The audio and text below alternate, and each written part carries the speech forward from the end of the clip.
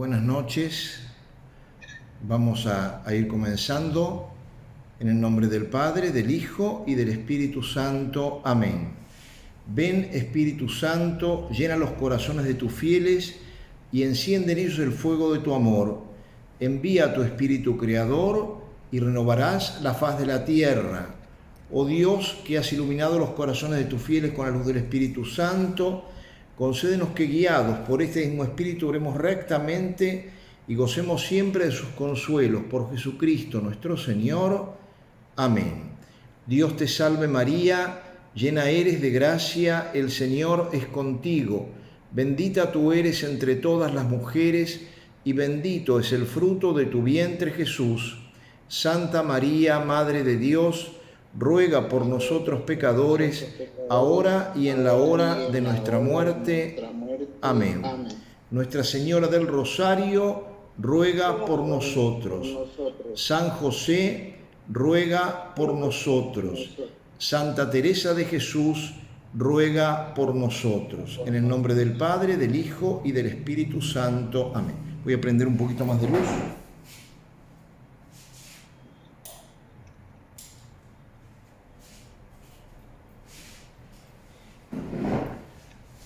Muy bien, bueno, hoy estamos celebrando en toda la Iglesia el día de esta santa extraordinaria que es Santa Teresa de Jesús, que ustedes saben es una monja española del siglo de oro español, una de las más grandes santas de España, probablemente una mujer de una talla descomunal que ha marcado un antes y un después en la espiritualidad también, no solamente española, sino de la Iglesia. Ella fue declarada por el Papa Pablo VI doctora de la Iglesia, junto a Santa Catalina de Siena, fueron las dos primeras mujeres que tuvieron ese privilegio, digamos. ¿Qué quiere decir ser declarados doctores?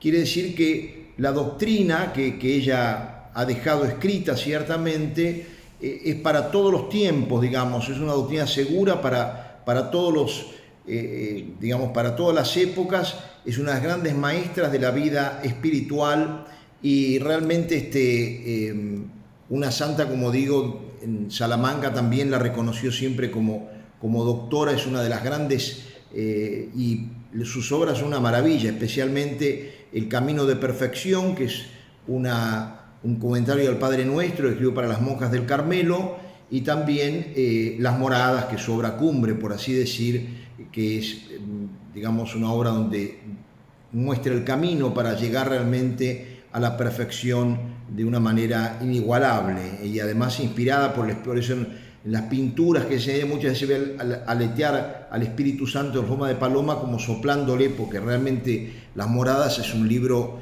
de una envergadura teológica tan grande y que le haya escrito como le escribió, sin una corrección prácticamente, o sea, como le salía y de un modo impresionantemente profundo, ¿no? Es también la gran reformadora del Carmelo, tanto del Carmelo descalzo de las mujeres como también del de los varones, que inició la reforma con ese santo también de una talla descomunal que es San Juan de la Cruz, un santo realmente fuera de serie. Por eso hoy es un gran día realmente para nosotros, esta semana que hemos tenido el 12, el Día de la Hispanidad, el día en el cual recordamos también la presencia de la Santísima Virgen María junto al Ebro, en la zona de Zaragoza, en el Pilar, porque la Virgen todavía vivía cuando se le aparece, es una bilocación, digamos, la que ocurre, no es una aparición desde el cielo como Lourdes, Fátima, la Medalla Milagrosa y tantas otras, sino que ahí la Virgen se aparece sobre el Pilar para animar, según se dice Santiago, y para marcar al pueblo español con esa devoción tan hermosa a la Santísima Virgen que nos han traído aquí a América, ¿no? Que nosotros podemos hoy disfrutar. Bueno, dicho esto, estamos viendo en este tiempo el tema de la liturgia y yo me estoy guiando, porque lo tiene muy bien desarrollado realmente, por el catecismo de la Iglesia Católica, el catecismo mayor, por así decir, que en su momento promulgara el Papa Juan Pablo II. Hemos visto ya varias cosas. Quien celebra, hemos visto también que la liturgia es ciertamente la obra sagrada por excelencia. Recordemos que yo hice en la primera ocasión una diferencia entre lo sagrado y lo profano. Lo sacro es lo que hacemos, lo que separamos para Dios, y lo profano es como nos movemos habitualmente fuera de esas cosas propias del templo, digamos, propias de Dios, si uno quiere. Entonces, los celebrantes de la liturgia, ¿quiénes son? El Cristo total, o sea, Cristo como cabeza, la Santísima Virgen, los ángeles, los santos, la alma del purgatorio y nosotros. Todos participamos de la celebración litúrgica, pero ciertamente con distintas funciones. La última vez veíamos un poco los signos y los símbolos de la liturgia, palabras y acciones. Yo voy a recordar un poquitito,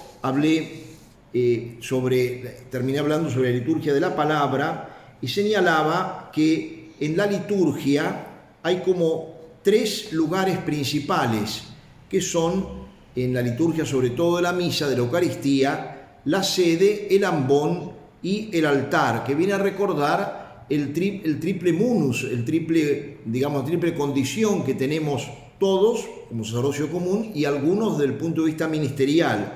Entonces, sacerdote, profeta y rey. El sacerdote como rey se ubica en la sede, representando a Cristo que preside nuestra Eucaristía como rey y pastor. De ahí la figura tan hermosa del rey David, que es llamado, estaba pastoreando las ovejas, el Señor lo llamó y lo hizo rey. Por eso también la figura del obispo con el báculo, que significa el cayado, con el cual el pastor debe defender también la fe de sus ovejas. No es simplemente el guiarlas, sino el defenderlas, el señalar el error. Uno ve los grandes pastores a lo largo de todos los siglos han tenido esta característica, que han señalado con mucha claridad el error. Algunos, Juan Crisóstomo, Agustín, eran clarísimos en ese aspecto.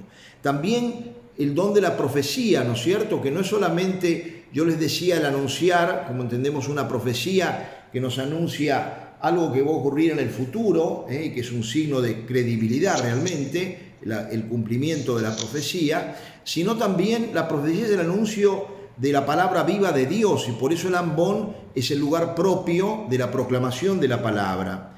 Y finalmente el sacerdote, que como sacerdote en el altar ofrece el sacrificio. Bueno, veíamos la semana pasada el tema de la palabra de Dios y la importancia que tiene la palabra de Dios, como toda la liturgia, ¿no? Yo me he dedicado y dedico tiempo a esto porque me parece importantísimo. Creo que hoy en día hay una gran ignorancia y por eso la liturgia no la vivimos adecuadamente. Primero, que entramos en un mundo impresionante, que es el mundo de lo sobrenatural. Nosotros, cuando estamos en misa, estamos en presencia del Señor, Él está presidiendo la Eucaristía, está la Santísima Virgen. Ayer justamente, salgo un momentito de esto para comentarles, justamente el obispo me envió un link con una charla que dieron hace pocos días un sacerdote español, que es el actual deán de la Catedral de Toledo, especialista en liturgia, y era el culto en la liturgia a la Santísima Virgen. Realmente una exposición hermosísima, ¿no? Hermosísima, sobre el papel de la Santísima Virgen en la liturgia y cómo la piedad popular a la Virgen lleva también a la celebración litúrgica. Realmente una maravilla, muy, muy hermoso realmente lo que este hombre señaló. Pero como digo, la liturgia de la palabra, que la tenemos que tomar tan en serio. Lo que ocurre es que yo le señalaba un poquito en la última oportunidad los signos que a veces nos manejamos. Yo distingo, ¿no? Entiendo que, y acá imagínense en Añatuya, que tenemos lugares muy sencillos y muy pobres. A veces uno va a capillitas del monte y uno se maneja con lo que puede, ¿no es verdad? La gente pone lo mejor que tiene, su buena voluntad. Pero cuidado, cuando tenemos posibilidades tenemos que tratar de dar un realce especial a la palabra de Dios. No es cualquier palabra. Y hay instrumentos hermosos. Por ejemplo, en la actualidad se han editado evangeliarios, o sea, un libro que tiene solamente los evangelios, que tendría que traerse con gran, relevancia, incluso el hecho de incensarlo, el hecho de colocar cirios alrededor. Claro, hace que uno tome conciencia. Ese libro no es cualquier libro, no es un libro más, no es una palabra de más, es la palabra del Señor. Lo mismo cuando escuchamos, la actitud con la cual escuchamos, tienes una actitud de sumo respeto. el uso también de los instrumentos modernos como el micrófono. ¿Cuántas veces hay que tener cuidado con todo eso, de tenerlo en buenas condiciones? A veces prefiero no tenerlo. Hay lugares donde hay tanto ruido que uno dice, ¿qué sentido tiene? No distrae más de lo que ayuda. Pero cuando se usa bien, realmente cuánto ayuda que la palabra pueda llegar a cada uno. Y es algo tan hermoso pensar que me habla Dios. Y en esta etapa que estoy hablando de la liturgia, fíjense, lo que estoy diciendo es algo que cabe a todos los sacramentos. Ciertamente de un modo más directo, por así decir, el sacramento o la liturgia eucarística.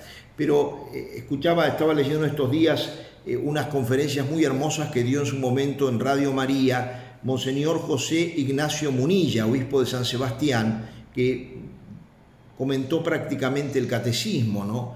Y él señalaba justamente cómo la liturgia de la palabra tendría que estar también, y en eso me echo mucho la culpa, porque verdaderamente es así cuando uno puede, no en todo momento, pero incluso en sacramentos no estamos habituados a escuchar la liturgia de la palabra. Por ejemplo, en la confesión.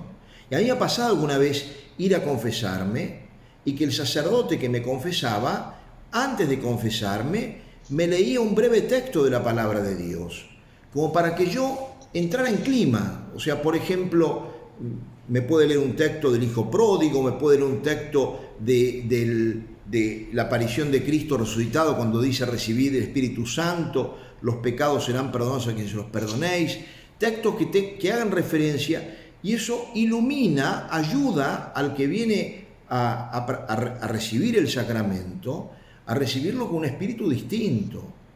Lo mismo en el bautismo, en cada uno, en la comunión, ¿no es cierto? En cada uno de los sacramentos uno tiene que buscar que esa palabra realmente ayude a vivir el sacramento de la mejor manera. Y no es una palabra optativa. Lo mismo ocurre en el sacramento de la unción de los enfermos. Claro, en caso de emergencia, es como en el bautismo. Yo en un bautismo de emergencia no es inválido el sacramento porque yo no utilice la palabra de Dios, porque lógicamente si hay una persona que está en peligro de muerte, un niño, no voy a estar dando vueltas. Lo bautizó, voy a lo esencial. Lo mismo ocurre con la unción de los enfermos. Pero cuando es posible, lo ideal es que uno proclame la palabra, de alguna manera le explique algo a la persona que está delante para que pueda aprovechar el sacramento. Voy a decir, esto es común a todos los sacramentos. También es común lo que ahora voy a señalar, que está en el punto 1156 del Catecismo, que es lo que tiene que ver con el canto y con la música. Y esto sabemos en Argentina por lo menos se canta en las misas. En España muchas veces no se canta, las misas son a secas, digamos. Tienen, sí, por supuesto, celebraciones cantadas, pero yo he notado que en muchas ocasiones no se acostumbra el canto en todas las misas como acá. Acá en misas, hoy celebrada misa, habría 4 o 5 personas, porque era una misa que celebraba solo, digamos, para un grupito al cual había avisado, y se cantó. O sea, y no porque yo lo mandara, sino naturalmente uno comienza a cantar siempre. Bueno, ¿qué nos dice el Catecismo? Dice cosas muy bellas sobre este tema. El punto 1156 dice: la tradición musical de la Iglesia Universal constituye un tesoro de valor inestimable que sobresale entre las demás expresiones artísticas, principalmente porque el canto sagrado, unido a las palabras, constituye una parte necesaria e integral de la liturgia solemne, sobre todo cuando es una liturgia solemne, la celebración de una fiesta, de un santo, una fiesta patronal, un aniversario importante, la fiesta de Pascua, Navidad, el canto y el canto solemne, como dice acá, no únicamente el canto, como si dijéramos, instrumental, que a veces se puede hacer, ¿no? El órgano, sino acompañado, como dice acá, unido a las palabras, constituye una parte necesaria e integral. Dice, la composición y el canto de salmos inspirados estaban ya integrados en las celebraciones litúrgicas del Antiguo Testamento, de la Antigua Alianza,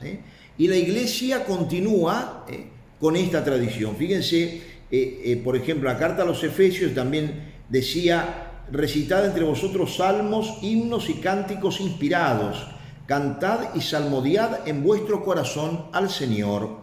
Y San Agustín tiene esa frase tan famosa que está en los comentarios de él a los salmos, donde dice en el comentario del Salmo 72, el que canta ora dos veces, porque el canto es algo que nos brota espontáneamente, ¿eh? Hay un salmo que lo dice, ¿no? Cuando uno está alegre, uno canta, el hombre que está alegre canta. Y el canto antiguamente acompañaba mucho más, acompañaba el dolor, acompañaba distintos estados de ánimos del hombre, ¿no? Pero en la alegría, por eso esto de las huellas de la fe en el arte es una maravilla, ¿no? Uno ve cómo la fe católica ha dejado tantas huellas, sobre todo en Europa, pero también aquí en América, ¿no? Basta ir a las ciudades más viejas, en la arquitectura, en la pintura, en la escultura, cómo la fe ha dejado tanta huella y cómo ha marcado. Los que van a Europa hoy en día, aunque no tengan fe, van a ver las obras que ha dejado la fe.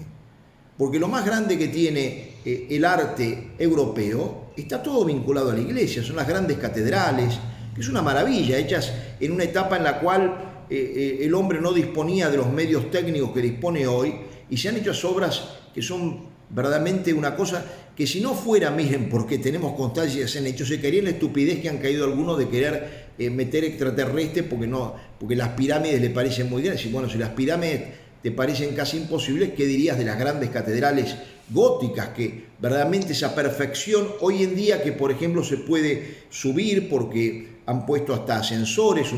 Yo recuerdo haber subido en Barcelona al techo de la catedral, y uno ve cómo todo se hizo para Dios, porque donde el ojo prácticamente no llega a ver, se ha hecho con la misma delicadeza y con la misma perfección que lo que está casi a la altura del hombre, a la altura del suelo.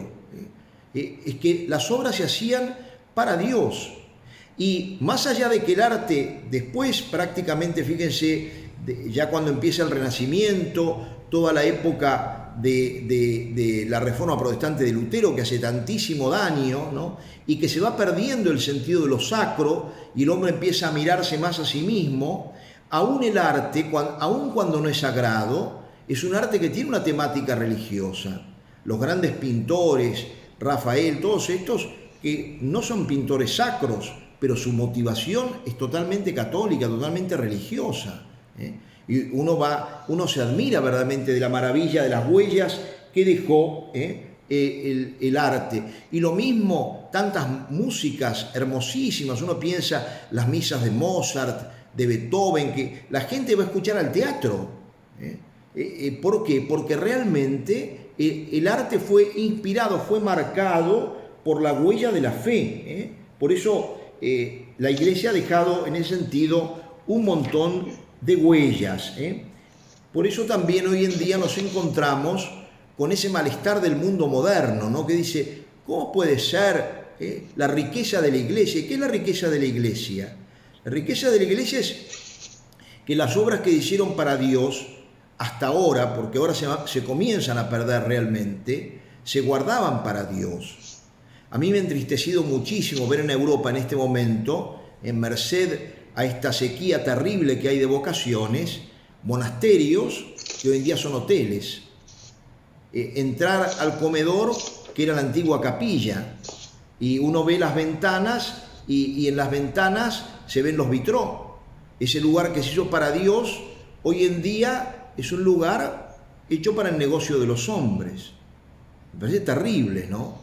Y encima dicen, pero ¿cómo puede ser? Y uno dice, gracias a Dios que esto lo tiene la Iglesia, porque si tuviera una colección privada, lo que sería. Son obras que se hicieron para el Señor, eso tenemos que tenerlo muy en claro, no fueron hechas el hombre lo hizo para Dios, y en ese tiempo que había una concepción de fe, lo mejor que se tenía se hizo para Dios. Y uno ve aquí cómo eso ha sido sembrado por España en Argentina. Cuando uno va a las capillitas de acá, por ejemplo en la Quebrada de Humahuaca y en tantos otros lugares, en Jujuy, en tantos sitios, uno ve cómo la gente cuida a su imagencita. Y aquí mismo, en nuestra zona, el privilegio que es para una persona ser un manto para la Virgen.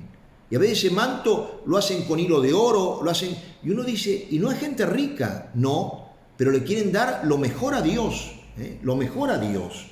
Por eso, realmente, la música misma, cómo ha penetrado para hacer una oración con más, con más, digamos, que facilita la oración de la gente. Por eso, fíjense, en el Antiguo Testamento ya consta en muchos salmos, ¿no? Y en muchas ocasiones cómo cantaban y se relatan hasta los instrumentos musicales que se tocaban. Pero en el Nuevo Testamento, por ejemplo, San Pablo dice en la carta a los Efesios 5:19, recitad entre vosotros salmos, himnos y cánticos inspirados. Y en Colosenses 3:16, la palabra de Dios de Cristo habita en vosotros con toda su riqueza. Cantad agradecidos, himnos y cánticos inspirados. Ahora, aquí también tenemos que entender, la música sacra, para ser sacra, tiene que tener dos cosas: letra sagrada y música sagrada, música que sea solo para Dios. Y esto hoy en día, lamentablemente, se ha perdido mucho. A veces hay músicas que no tienen nada que ver con Dios, no necesariamente malas, pero ciertamente la música no me habla de Dios. Yo puedo tomar una melodía sacra y darle un contenido. Por ejemplo, aquí en Argentina tenemos el tema de la misa criolla. Bueno, tiene un aire de distintos géneros musicales nuestros, pero conserva todavía la sacralidad. Pero si yo directamente a un chamamé cualquiera le pongo una melodía sagrada, la melodía me habla de Dios, pero el chamamé me habla del baile y del chamamé. Si yo le pongo, aquí hay un chamamé famoso que en Argentina conocen, lo digo para los españoles, ¿no? Kilómetro 11 o cualquiera de los Merceditas, bueno, la gente puede estar cantando la melodía muy sacra, y eso por no hablar de hoy en día la deformación que se va dando, ¿no? La gente que pide casarse en la iglesia, qué sé yo, con la música de Titanic, que no tiene nada que ver, la música y hasta el canto de Titanic, que es un canto romántico, o por ejemplo, lo que a mí siempre me pareció una barbaridad, que es el Padre Nuestro, que se canta con la melodía de los sonidos del silencio, que es una melodía que en mi tiempo se bailaba y que pertenece a una película que lo que menos tiene es una película sana, una película llamada de Graduado, que es una película verdaderamente inmoral. Y hoy en día se usa como música de fondo en un Padre Nuestro de la Iglesia, que es la oración más sagrada que tenemos los católicos, ¿no? Verdaderamente es muy vergonzoso. La música tiene que estar integrada en la liturgia, no al revés, no la liturgia integrarse a la música, sino que en eso lo mismo ocurre, miren, cuando pasan los casamientos, ¿no? En esto hay que tener cuidado. A veces se contratan coros que cantan muy bien, pero que la gente no da gloria a Dios. Van a cantar un canto con perfección. A veces es preferible buscar un coro que no sea tan perfecto, pero con gente de fe, con gente que esté verdaderamente participando, porque si no, no estamos cumpliendo con una tarea fundamental. Ese canto no da gloria a Dios. Se está ejecutando como un disco cualquiera. Y muchas veces la gente del coro está totalmente fuera de la ceremonia. O sea, la música tiene que ser música sacra, música que tenga contenido religioso y que al mismo tiempo tenga melodía religiosa. Hoy a veces uno ve que cantan música de cantantes ya pasados de moda, pero que como si fuera de Roberto Carlos, de Palito Ortega. Uno dice, perdón, eso no es música para un templo. Eso puede ser música para fuera del templo, para un fogón, para un momento de esparcimiento, sí, y para un grupo juvenil, sí, pero no tiene que saber distinguir lo que es la música sagrada de lo que es. El problema que hay también hoy en día es que como los jóvenes que vienen son pocos y lamentablemente a los chicos muchas veces no se les enseña, porque si uno les enseñara, lógicamente que harían muchas de estas cosas muy bien, pero no, entonces canta lo que quieras. Y es lo que nos pasa hoy en día, por ejemplo, ¿cuánto dura un canto? Poquísimo, en el sentido cuánto dura ¿Cuánto tiempo se lo canta? Pocos años. Y por eso a veces uno va a una iglesia y canta un grupito y no canta nadie más. Canta el coro y nadie más. Y nadie más porque no tienen ni la letra ni saben la melodía. La mayoría de la gente que a veces está en la iglesia es gente más grande, que sabe otros cantos y no sabe los cantos de los jóvenes. Todo eso son temas pastorales que hay que... Pero vuelvo a decir, pero además el canto tiene que ser sacro y tiene que ser oportuno. Tiene que acompañar lo que va ocurriendo en la misa. Yo cuando, por ejemplo, viene el canto que a veces, verdaderamente, uno por caridad calla, por evitar, pero hay ocasiones que viene el momento de la acción de gracias, momento importantísimo, acabamos de comulgar, tenemos dentro a Jesús y de pronto hay un grupito que es el que maneja y con una música estridente y un canto que no tiene nada que ver con la Eucaristía. Pero dice, por favor, ¿qué es esto? ¿Es imposible hacer la acción de gracias? De esa manera no se puede hacer. En medio de un batuque terrible no se puede hacer. Por algo en la liturgia está mandado el silencio. Hay que hacer silencio en algunos momentos. El silencio nos permite escuchar al otro. Yo quiero escuchar a Dios, lo tengo que escuchar también a través del silencio. El canto dice el punto siguiente del catecismo, y una cosa también muy importante es no tener miedo al ridículo. Hay mucha gente que no canta en misa porque dice, no, yo tengo muy mala voz. Es una tontería eso, porque cuando uno canta, la voz de uno se disimula en el grupo que canta fuerte. Siempre, y yo pienso que es por ese lado, me ha llamado la atención que en general los sacerdotes, todos cantamos, porque lógicamente en muchas oportunidades nos toca entonar el canto y llevar el canto en algunas celebraciones, ¿no es cierto? Y yo digo, ¿y qué pasó? Y pasó que uno tuvo que guardarse el miedo. Uno tuvo que decir, bueno, si canto mal, cantaré mal, pero tengo que cantar. Uno a veces ve que en la Iglesia Católica se canta muy poco. Y los fieles, esa mentalidad, ¿no? Aunque no lo digan así, voy a oír misa. Yo no siento que mi canto, no, yo los arruino. Si yo canto, hacemos bromas para eso. No, yo no voy a cantar porque si empiezo a cantar se van todos. No es así. Son bromas muy tontas con las cuales justificamos cosas que no están bien, porque vuelvo a decir, San Agustín cuando decía que el que ora cantando ora dos veces, no lo decía en un sentido poético, no, lo dice como una realidad. Le ofrecemos a Dios el homenaje de nuestro canto. Y entonces tratemos de hacerlo. El punto siguiente señala, el canto y la música cumplen su función de signos de una manera tanto más significativa cuanto más estrechamente estén vinculados a la acción litúrgica, según tres criterios principales: la belleza expresiva de la oración, la participación unánime de la asamblea en los momentos previstos y el carácter solemne de la celebración. Fíjense los 3 puntos, ¿no? La belleza expresiva de la oración. O sea, lógicamente, creo que es Paul Claudel, si no me equivoco, este gran escritor francés, que él se convirtió una vez que entró a la Basílica de Notre Dame y escuchó cantar en unas vísperas el Magnificat. Y en ese momento Dios lo tocó. Él dijo, esta música es de Dios, esta música es de Dios. Y fue lo que lo movió a acercarse a la fe. Y se convirtió.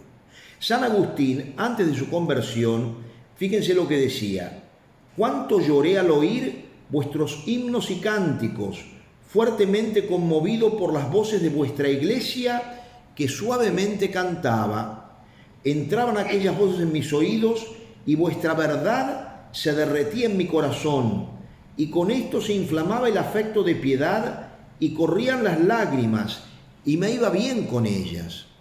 O sea, uno se plantea, ¿no?, cómo de tal manera el canto, cuando está bien hecho, con piedad, toca tan... Yo nunca me olvido del seminario, de las vísperas solemnes. Era una maravilla realmente. Uno entraba en un clima de cielo, lo que ayudaba el canto. Ese canto tan hermoso, todos hombres, éramos 130 seminaristas, todos cantando. Imagínense, la iglesia parecía que Y no cantando a los gritos, ¿no? Sino cantando, tratando de participar. Claro, lo que ocurre también hoy en día es que no ensayamos los cantos, porque se llega tan sobre la hora que es casi imposible hacer un ensayo de canto. La gente hoy en día no suele llegar, al contrario, muchísima de la gente llega, casi diría la mitad de la gente llega cuando ya ha comenzado la celebración de la misa. Estoy hablando del domingo, ¿no? Pero fíjense, tres puntos que señala para que cumpla su función, dice el canto y la música: la belleza expresiva de la oración, la participación unánime de la asamblea. Lo que recién decía, si no canta nadie, está bien, el coro puede cantar muy lindo, pero no es lo mismo que cuando canta toda la asamblea, cuando nos unimos todos como miembros de Cristo en la alabanza al Señor. Y después el carácter solemne de la celebración, una Pascua, una Navidad, todo eso realmente. Por eso lo principal es que el corazón se ponga en Dios, que Dios muchas veces toca también los sentimientos. Hoy en día se peca en las celebraciones litúrgicas de que se canta muy poco y se canta con miedo. El canto ha dejado de ser en la misa muchas veces algo popular.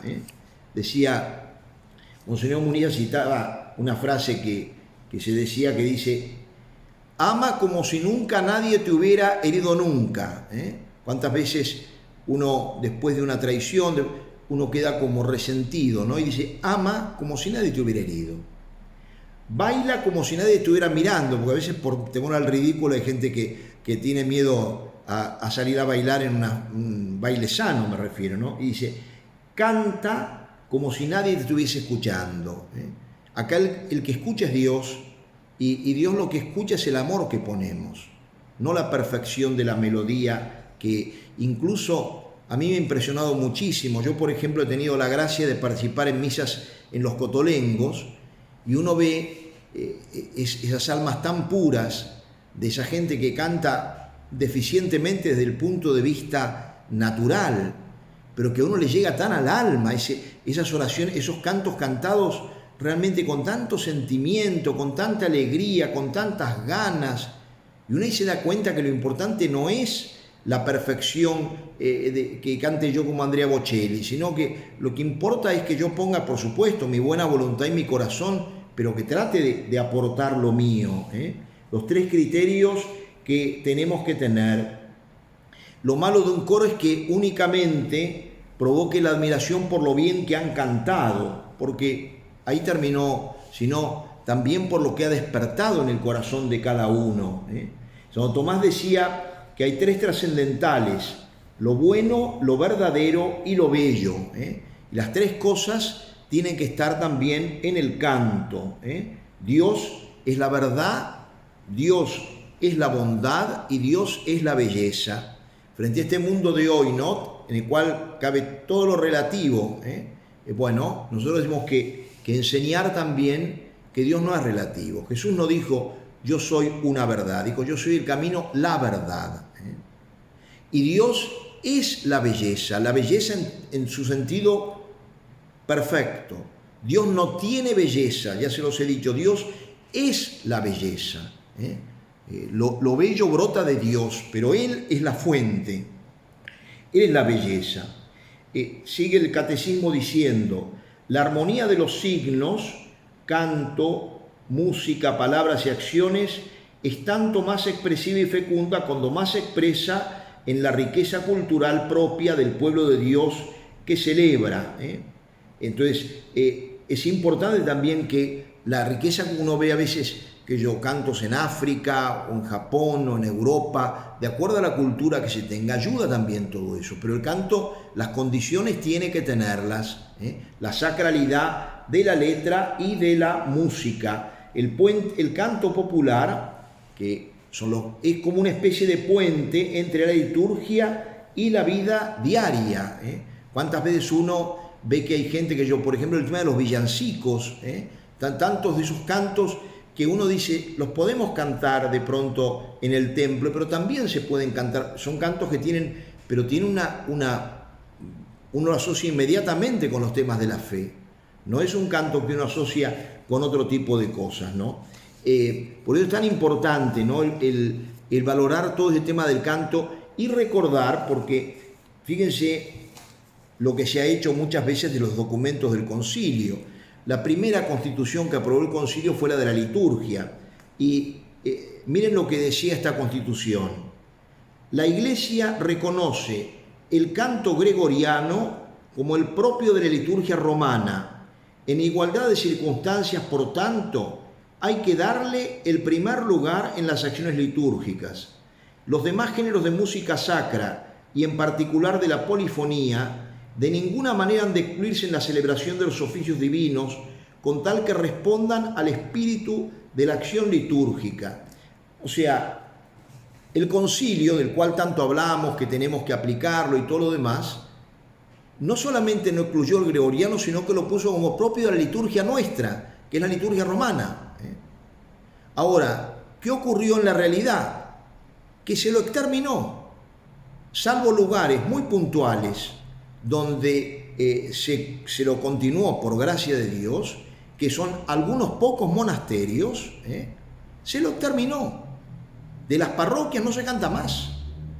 Es una música vieja, es una maravilla de música, ¿no? El gregoriano es la música más elevada que hay, es la melodía más pura, la que lleva a Dios, evidentemente. Nosotros podemos no entender en ese momento, pero es un canto que me lleva a Dios. Y los textos gregorianos, por lo general, son oraciones profundísimas. Muchas de ellas, muchas han sido también, hay excelentes traducciones al español que se pueden cantar en gregoriano, que se puede hacer, más allá de que el latín crea una unidad de criterio, digamos, muy importante y que nos une en el tiempo. A mí me da tanta pena, por ejemplo, la salve. Para mí es muy hermoso pensar cuando yo canto la salve que esa oración tiene siglos en la Iglesia y que la han cantado santos y que ha sido... Y hoy en día tan pocas... Y no es que no la sepan por imposibilidad, porque no se les enseña. En el movimiento de Christi Fidelis Laici, por ejemplo, del cual soy asesor, desde siempre determinadas celebraciones, por ejemplo los cursillos, culminan cantando la salve. Y la mayoría de los integrantes cantan la salve, y la salve en latín. Y yo he escuchado la salve en latín cantada en los cotolengos, por los enfermitos, por las personas que están ahí. Uno dice, realmente, ¿cómo se ha tirado, pero por la borda, todo esto? El otro día me causó una pena tremenda, una fiesta patronal de una catedral que tiene un coro gregoriano estupendo, un coro de música sacra estupendo, cambió nuevo obispo, ahora guitarra y otra música. Dice, por favor, una liturgia solemnísima, una fiesta patronal. Por eso, ¿cuánto tenemos que valorar el canto sagrado? Porque realmente es uno de los modos importantísimos de la liturgia. Y por eso tenemos que preocuparnos y educar a los chicos en el canto. También eso es importantísimo. No solamente cantarlos, sino educar. Los niños, cuando uno los educa desde pequeños, adquieren el gusto por las cosas antes de que les deformen el oído, porque esa es la verdad. Muchos de los chicos hoy en día en la música moderna es una música que deforma, no que forma. Y explicar el sentido, explicar las cosas cuando se explican cobran otro valor. A mí me llama la atención, ¿no? Fíjense que muchas veces pasa que la gente va a escuchar con un profundo respeto, con un profundo respeto y con admiración, cantos tribales, cantos que vienen, sí, esto cantaba esta tribu hace 500 años, oh Dios mío. Nosotros que venimos cantando este canto desde hace más de 1000 años, no, ya está pasado de moda, esto ya no se puede cantar hoy. Tenemos que tener un cuidado enorme con eso. Valoramos tradiciones que además son tradiciones muchas veces culturalmente muy negativas. Por ejemplo, en la religión que tenían los aztecas, la serpiente era un animal diabólico, pero ellos hacían sacrificios humanos. Entonces uno dice, no todo se puede inculturar, no todo se puede inculturar. Es un tema que verdaderamente hay que tener muchísimo cuidado, pero cuidemos lo nuestro. Cuando yo estudiaba en el seminario de Paraná, recuerdo que en las aldeas alemanas, que hay tantas en Entre Ríos, y que la gente en esa época, no sé cómo se ve hoy en día, pero esas aldeas dieron miles de vocaciones, una cosa impresionante, ¿no? Lo que eran esas familias cristianas, muchos alemanes del Volga. Bueno, y había un canto, que no me acuerdo cuál es el nombre en alemán, que lo cantaban siempre al final de la misa, y lo cantaban todos, ¿no? Claro, era una cosa que ellos conservaban con muchísimo cariño.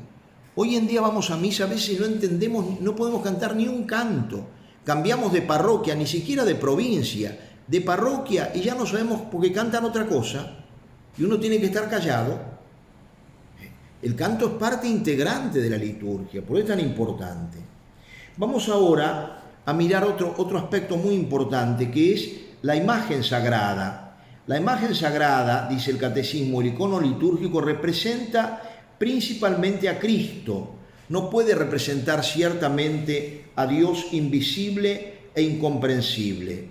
Pero la encarnación, o sea, el momento en el cual Dios se hace hombre sin dejar de ser Dios, que es Jesucristo, que toma un cuerpo humano, a partir de ahí inaugura, por así decir, una nueva economía de las imágenes. Economía en el sentido de decir una nueva administración dentro de la casa de Dios de las imágenes. En otro tiempo, por eso en el Antiguo Testamento, la imagen estaba prohibida, prohibida con alguna excepción, como ya veremos, pero estaba prohibida. ¿Por qué? Primero porque el pueblo judío vivía rodeado de pueblos idolátricos, entonces la tentación de los ídolos era muy grande. Muestra de ello es lo que sucede con Moisés cuando sube al Sinaí y vuelve y se han hecho un becerro de oro, ¿no es cierto? No querían ser distintos, querían ser como todos los pueblos, tener un Dios que lo pudieran tocar, ver, y un Dios que era obra de sus manos. Y el Dios verdadero dice, no lo van a tener. Pero fíjense, de esto hubo una herejía muy importante, que fue la herejía iconoclasta. El gran luchador, por así decir, fue San Juan Damasceno, uno de los principales luchadores, y va a terminar el concilio de Nicea señalando la posibilidad de tener imágenes, porque nosotros a las imágenes no las adoramos, las veneramos, tienen el sentido, ustedes saben, es como cuando uno tiene la foto de la esposa, del esposo, de los hijos, y ves ya sabemos que es un papel, pero no es un papel, al mismo tiempo hace presente a alguien que yo amo. Si a una persona yo le escupo la foto de un familiar que quiere mucho, se siente con toda razón ofendido. Yo le digo, no, pero escupí un papel. No, perdón, padre. Sí, es un papel, materialmente es un papel, pero representa algo. Por eso nosotros las imágenes se han admitido siempre como ese signo de hacer presente el mundo que no vemos. A Jesucristo, a la Santísima Virgen, los santos, y por eso nosotros les brindamos respeto y veneración. Este ataque va a recrudecer, porque el concilio de Nicea es del año 787, siglo VIII, pero va a reverdecer después con el protestantismo, con Lutero. Ahí también va a venir hasta el día de hoy, ¿no? Uno ve los cultos, todo como acá muchas veces rompen las imágenes, ocurren toda esa serie de desmanes. Y en el concilio de Trento, nuevamente en el siglo XVI, se va a volver a aprobar y a definir la veneración de las imágenes. También asuma esto el Islam. El Islam realmente, que al no aceptar la encarnación de Jesucristo, porque el fundamento nuestro para las imágenes es que Dios se hizo hombre, Dios tomó un rostro, el rostro de Jesucristo, y a partir de ahí podemos representar el rostro de Cristo, el rostro del Dios humanado, por así decir. Pero los musulmanes, como no aceptan a Cristo como Dios, para ellos Jesucristo es un profeta importante, pero no es Dios, entonces no aceptan ninguna imagen. Por eso yo hoy pensaba, cuando preparaba esto, ¿no?, ¿qué ocurrirá con esta iglesia que es una maravilla, la Basílica de Santa Sofía en Constantinopla, que ustedes saben que fue convertida en mezquita, últimamente había sido convertida en museo, pero en la actualidad ha vuelto a ser convertida en mezquita porque tiene unos mosaicos hermosísimos. Esperemos simplemente que los tapen y no que los rompan, porque lo que salvó esos mosaicos fue cuando el Islam tomó Constantinopla, como no había tiempo para destruir, y además si destruían los mosaicos, destruían de alguna manera todo el techo, entonces pintaron todo, y eso permitió que tiempo después se quitase la pintura y aparecían mosaicos de una belleza extraordinaria. Es una iglesia de las más bellas del mundo, si no la más bella, es una de las más bellas del mundo. Bueno, ¿qué ocurrirá con eso ahora que lo han convertido de un modo infame, ahora hace poco tiempo, nuevamente en mezquita, ¿no? Entonces, nosotros ciertamente que no adoramos las imágenes, sí las veneramos por lo que representan, respecto a la Santísima Virgen, a Jesucristo, los santos, nos ayudan en la oración, no son necesarias, podemos rezar sin imágenes, pero ayuda, imágenes piadosas que a uno lo ayudan, y uno ve, por ejemplo, en los santuarios, en la veneración a algunas imágenes, como llevan a Dios. Yo tengo la experiencia de haber confesado en grandes santuarios. La gente, por supuesto, que venera, sobre todo cuando son santuarios como acá tenemos Luján, El Valle, Itatí, que se centran en una imagen de la Santísima Virgen. Sin embargo, el culto a la Eucaristía y la confesión, estos sacramentos a los cuales la Virgen acerca de tanta manera, nos muestran que no queda una especie de culto supersticioso de ir y simplemente la imagen me dejó en un contacto físico con un material. No, es mucho más que eso, ¿no? Por eso, en la Biblia, que estaban prohibidas las imágenes, también había excepciones. Ustedes recuerdan cuando los judíos Dios como castigo les manda una plaga de serpientes y le piden que los libere. El Señor ordena que hagan una serpiente de bronce y la cuelguen en lo alto, y que todos los que sean mordidos miren esa serpiente de bronce y van a quedar curados, como un signo de Jesucristo en la cruz. Esa imagen que toma el Señor, la imagen de como San Pablo va a decir, ¿no? Al que no conoció pecado, Dios lo identificó con Cristo en la cruz. Es el hombre deformado de alguna manera, lleva esa imagen a la cruz, donde es crucificada esa imagen, y luego va a resucitar glorioso y lleno de vida, ciertamente, ¿no? ¿A dónde llega el amor de nuestro Señor Jesucristo? Por eso, pero había imágenes, lo mismo que en el Arca de la Alianza se hacen unas imágenes de unos querubines, imaginariamente, ciertamente, pero no eran peligrosas para la idolatría. De hecho, nunca llevaron a la idolatría. En cambio, cuando eran imágenes idólatras, como el becerro de oro, ciertamente que fueron quitadas de inmediato, porque Dios se hace visible, vuelvo a repetir, en Jesucristo. Es la encarnación la que marca la nueva etapa, y por eso el culto de las imágenes. Dice, como el Verbo se hizo carne asumiendo una verdadera humanidad, el cuerpo de Cristo era limitado, por eso se puede pintar la faz humana de Jesús. En el séptimo concilio ecuménico, el que hemos visto de Nicea, pero Jesús mismo habla, ¿no? Por ejemplo, cuando le dice a Felipe, tanto tiempo hace que estoy entre vosotros y no me conoces, el que me ha visto al Padre. ¿Cómo dices? Muéstranos al Padre.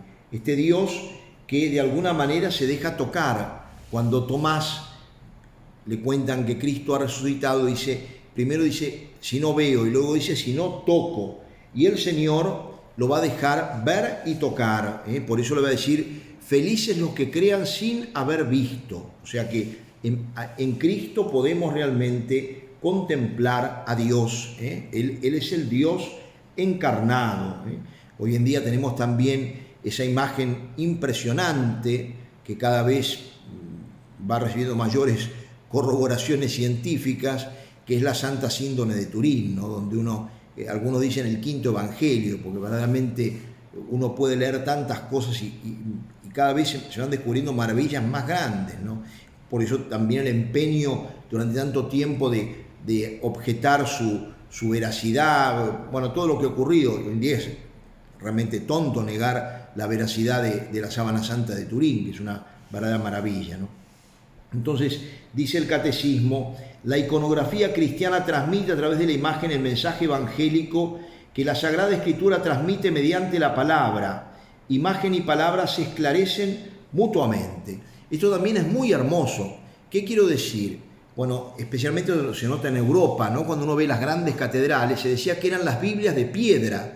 Muchísima gente no sabía en ese tiempo leer y escribir, y entonces uno ve en las paredes de las catedrales la historia sagrada, toda la historia, y se enseñaba así, se iba ahí y se mostraba, los magos adorando al niño, bueno, todo eso que también hoy en día podemos ver, sobre todo en la Sagrada Familia de Gaudí, en la parte que él hizo, que también la otra parte, lógicamente, se ha hecho bien, pero no tiene la misma, digamos, el mismo arte de Gaudí, ¿no? Y como uno va viendo ahí todos los misterios de la Natividad, todo eso, una verdadera maravilla. Bueno, esa imagen también sirve para eso.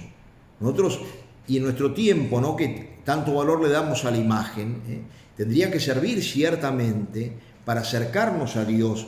Las imágenes bellas en las iglesias, también eso es un tema, ¿no?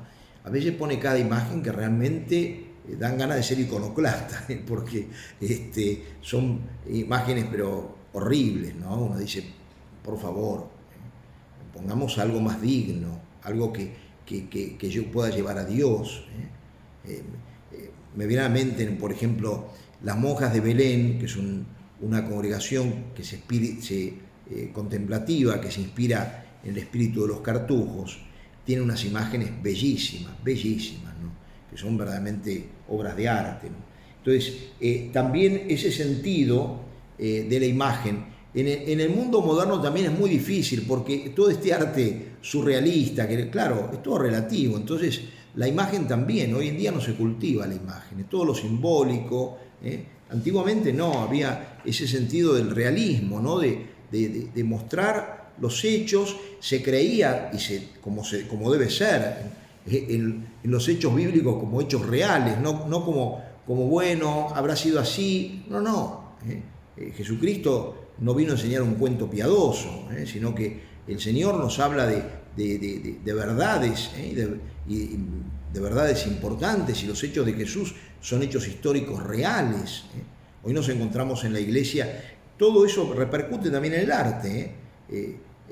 Esta gente que no tiene, yo digo a veces sacerdotes o obispos que no tienen fe, que dudan de la presencia de Cristo en la Eucaristía, que el Evangelio es todo un gran cuento que fue contado de esa manera, pero que la realidad fue así, el Cristo histórico del Cristo de la fe, o sea, uno es el Cristo en el cual creemos y otro fue el Cristo que existió realmente, es como que fueran dos historias. Bueno, todo eso incide también en todo esto, eso evidentemente que es así. Y lo mismo, fíjense lo que decía, volviendo al tema de las imágenes, San Juan Damasceno, este gran defensor, decía: la belleza y el color de las imágenes estimulan mi oración, es una fiesta para mis ojos, del mismo modo que el espectáculo del campo estimula mi corazón para dar gloria a Dios. Cuando uno contempla imágenes bellas, uno puede quedar mirando eso, mirando en oración, contemplando el misterio. Señor que se deja ver, por así decir.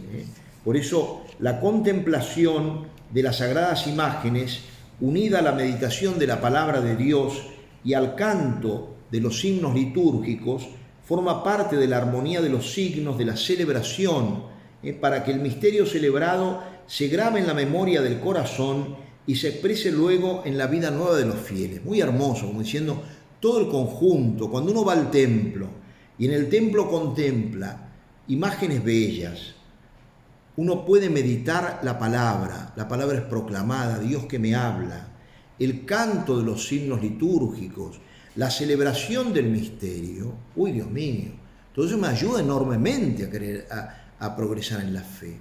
Uno sale con el corazón lleno de Dios, lleno de entusiasmo, pero no un entusiasmo pasajero, sino de un entusiasmo profundo, muy profundo.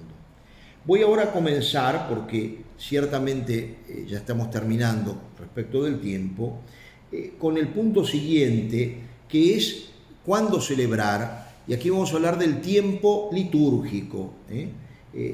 el punto 1163 del Catecismo, dice: la Santa Madre Iglesia considera que es su deber celebrar la obra de salvación de su divino esposo con un sagrado recuerdo en días determinados a través del año.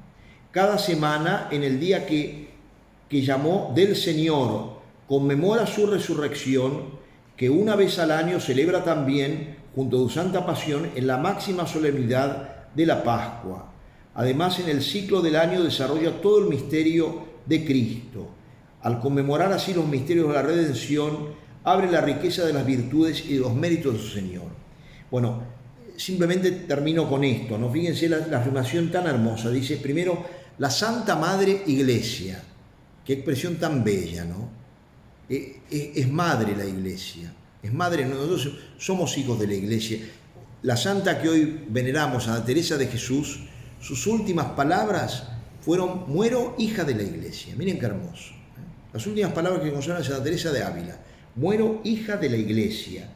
Y está precedida, ¿no? Considera que es su deber celebrar la obra de salvación de su divino esposo. La madre, antes que madre, es esposa. Eso ocurre con todas las que son madres normalmente, ¿no? Antes de madre es esposa. Primero se ha desposado con un hombre con el cual han fecundado un hijo. Antes de ser madre es esposa. Y no ocurre con la Iglesia lo que puede ocurrir con algunas esposas que se olvidan del marido por atender a los hijos. No, la Iglesia no. Esta imperfección no existe. La Iglesia, al contrario, ejerce su maternidad con nosotros haciendo memoria de su divino esposo. Su maternidad es mostrarnos al esposo.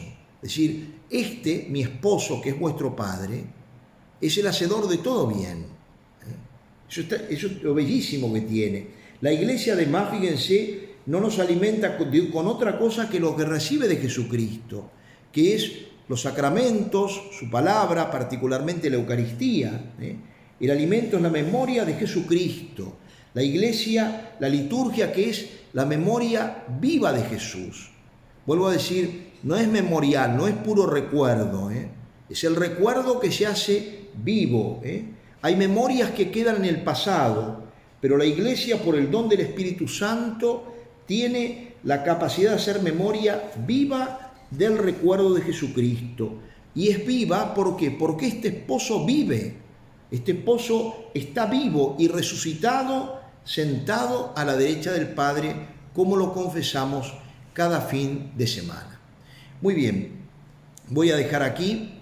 Yo les agradezco a todos el estar hoy aquí presentes. Bueno, vuelvo a recalcar la grandeza del día de Santa Teresa y saludo a todas las Teresas, entre ellas a mi hermana que está aquí presente, cuyo nombre lleva, y madre también, se llamaba María Teresa, que realmente es un nombre. Ustedes saben que los nombres tienen una gran importancia. Hoy en día, por supuesto, se ponen nombres de cualquier naturaleza, pero antes se pedían nombres cristianos. ¿Por qué? Porque se entiende que el llevar el nombre de un santo, de alguna manera, hace que ese santo vuelque su bendición sobre el que lleva su nombre. Por eso en España era tan común antiguamente poner muchos nombres de santos, o por eso muchas veces familias cristianas que ponen a todos los hijos el nombre de María o el nombre de José. Hay muchos varones que llaman José María y muchas mujeres llaman María José, son nombres de varón y mujer indistintamente. El nombre de Sagrado Corazón, en fin, todo eso tiene un sentido muy profundo. El hecho de, en España, por ejemplo, todavía hoy se conserva, al menos entre la gente piadosa, se celebra más el santo que el día del cumpleaños. O sea, si a mí me hubieran puesto de nombre Pedro, y yo nací el 1 de mayo, día de San José Obrero, pero en el tiempo que nací yo no era fiesta todavía litúrgica, era el 19 de marzo, pero fíjense, seguramente me hubieran puesto de nombre José, porque nací ese día. Pero muchas veces pasa que uno le pone nombre por otras razones, pero nombres de santos. Bueno, en España se celebra el Día del Santo más que el día del cumpleaños. Se da ese valor tan importante al nombre. Bueno, vuelvo a decir, pidámosle al Señor que nos bendiga a todos y que nos ayude todo esto a participar. Fíjense que tenemos que ir tomando conciencia que cuando estamos en misa, no estamos simplemente cumpliendo un deber, ya lo veremos la semana próxima, ¿no? Sino en unión, momento más grande que tenemos en nuestra vida es el momento de la liturgia, donde nos encontramos el cielo en la tierra. Y lo mismo ocurre en los bautismos, y lo mismo en los casamientos. Se ha desnaturalizado tanto todo esto, a veces se ha transformado más en fiestas sociales que en reuniones sacras. Incluso lo digo referente a gente católica, que de pronto está más pendiente en un bautismo, si el chiquito se ríe o si llora, y la foto para el niño, que de la inmensidad del sacramento que está recibiendo. Ni se dan cuenta. Yo me quedo pasmado a veces de eso. El poco valor y cómo el mundo ha entrado tanto en la sacralidad de los sacramentos que la ha robado en muchos casos, casi no ha quitado el efecto del sacramento, pero sí ha hecho que la gente que vaya como un acto social.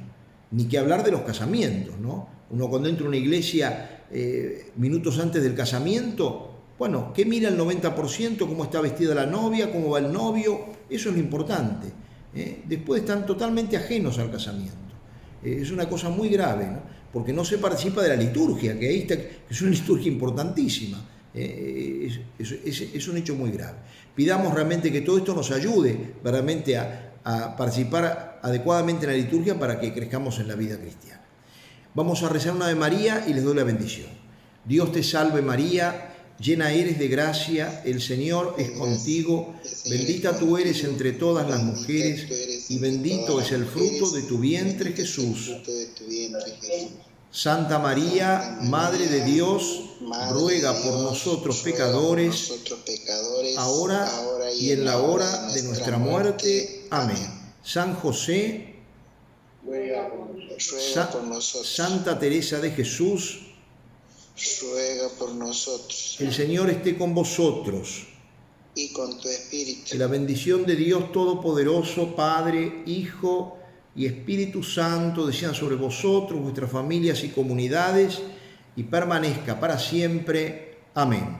Amén. Podemos ir en paz. Demos gracias a Dios. Muy bien. Que tengan muy buen fin de semana